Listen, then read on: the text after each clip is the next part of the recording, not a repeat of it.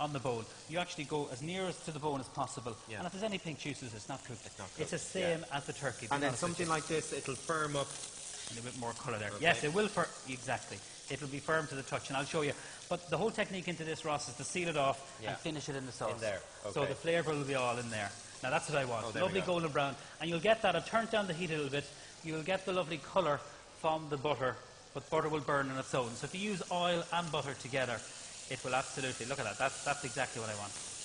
Now, so there's nothing else in here, only just the minced turkey. You can use chicken, as I said. I want a wee bit more colour there. Just move them up, turn it up a little bit. And then we're going to cook this, or finish this off in our sauce. And this is our sauce here. Look at the colour of that. Now you're cooking out your spices, which is really important. Okay? I'm just going to check on the goose in the oven. And then our stuffing's in there too. Now, so what I want to do is keep the goose nice and moist and have the skin nice and crispy. So it's not done yet, even though it feels quite warm, excuse me, that's my Cavan accent. And we just want to warm it through into the centre. So just put that back into the oven. So that can really take anything up to 20, 25 minutes. It does vary on your oven temperature, you know, and a good hot oven. So turn these over. All right, I'm happy with them. And then these are going to go in. I just want to give them another minute into our wok, which we've slowly cooking our sauce. Lovely colour, and remember, this will keep. The whole thing is preparation, everyone. That you're well organised, and as I said, that you can enjoy the day yourselves. Now, so this can all be done the night before? Absolutely, no problem. Sauce will keep. These meatballs, no problem. Just warm it through. This would be a great dish like for St. Stephen's Day. You know, something that you're not going to be in the kitchen all day. You've already done that, and that you can enjoy it. So you were asking me the test. Now, these are still soft in the centre, so I know they're not cooked. So just feel that there, okay? And that one's particularly soft, it hasn't got as much colour. So that's what you're looking for. But they will firm up, and they will slowly cook in here. Is it okay? Yep. Yeah? All right. And then just turn these over here. Now, and add them into our sauce. Just get a little bit more colour, give it another little blast of heat there. Okay, so we just let that just cook away in the actual sauce. Might need to turn it back up, bring it back to the boil, everyone. And what you can do is put this in a big casserole dish and pop it into the oven. You know, bake it off at about 170, 180. Should be hot enough. If it's too hot, this sauce will catch and it'll burn. Yeah. Do you know what I mean? So just be careful of that. So put in the meatballs. I'm going to move this off the heat. Katrina, I'll give that to you. Thanks a million. And I'm just going to clean my mess. So if anyone has any questions, of course, you can come up to me afterwards, because I'm sure there'll be loads of questions. Have you any questions? Have I any questions? Yes? Would you cook Christmas dinner for me? Yeah. If I had €1 for everyone that asked me that, I'll tell you, I'd be as wealthy as Sean Quinn. Do you know that? Okay, so what we're going to do, everyone, we're going to now just check on our goose again, our stuffing. See the way this is simmering? I'm just going to turn this down. Actually, before I check on the goose, I can start my sauce. And this is a really good, beautiful sauce to make. So just switch off here. Make sure I have the right hob on. This is a reduction sauce. And it's a very simple sauce. We're using some vinegar. Okay, we're using some whole cloves and some honey. So this is store-cupboard sauce, nearly. This is beautiful. So you'd have all of this in your store cupboard. This is gorgeous, everyone, with pork.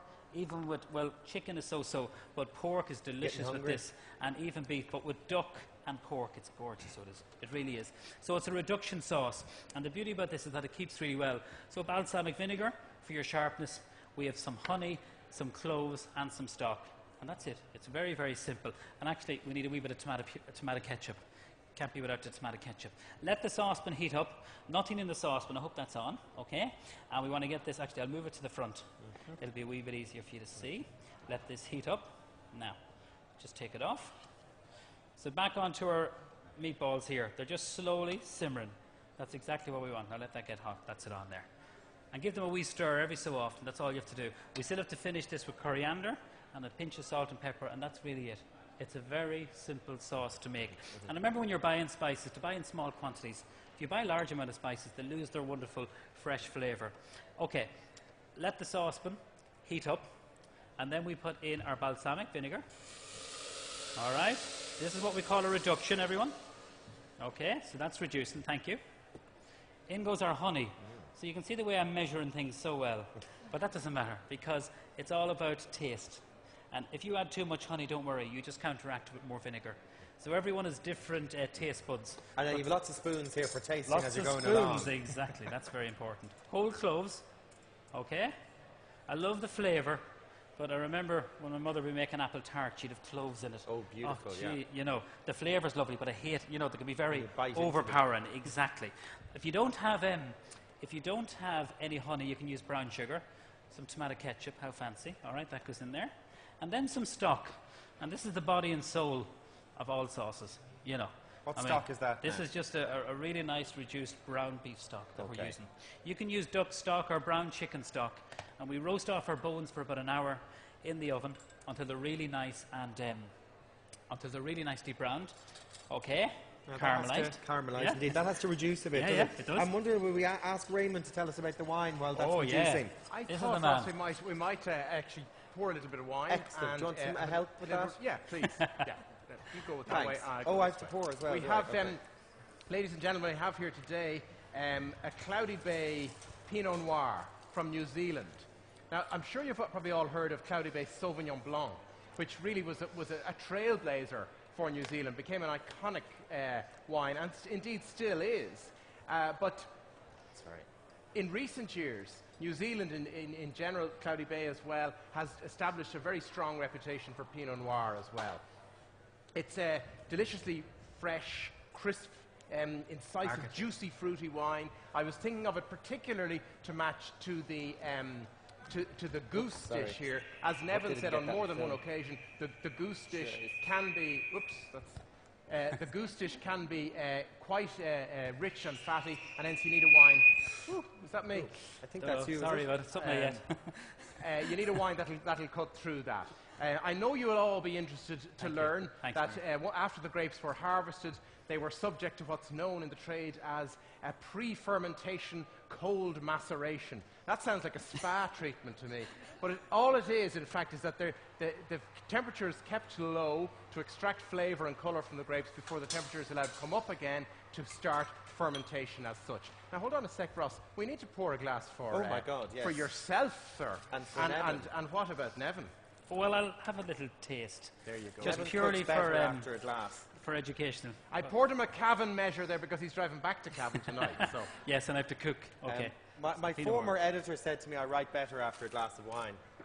It's a terrible thing to say to a journalist, really. It's beautiful. So Pinot Noir, of course, is perhaps the most fickle of grape varieties. It's the grape variety of red Burgundy. But it's not a great traveller.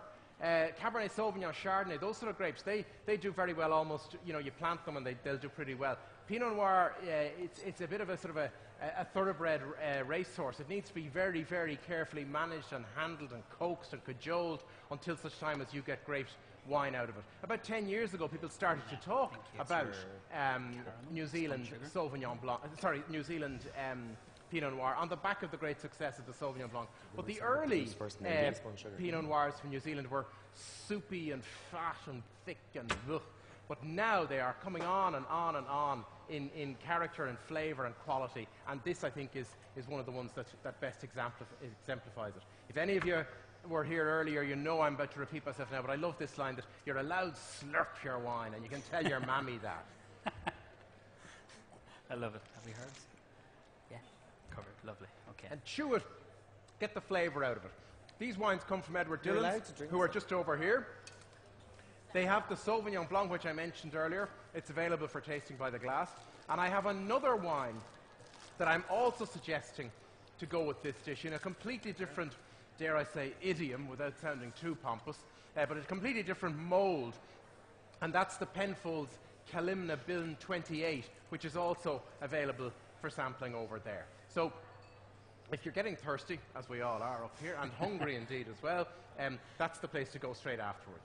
Am I hogging the limelight here, Neven? No, you're not. You're just absolutely beautifully timed. Thank you. Fantastic. Well done. Okay, so for our sauce, we reduced the vinegar and the honey.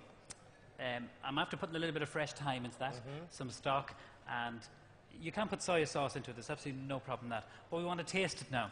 What I've done actually behind, remember we had the goose in the oven? I have it under the grill to crisp up, okay? And I'll just take it out and show it to you. Because this is what we want, the really lovely crisp skin of the goose. And that's where a lot of the flavour is. So we get the nice and crispy golden brown. As I said, you can brush that with a bit of honey. If you do that, it will burn very, very easily. So just be careful of that. So that's about 2 or 3 minutes away. We need to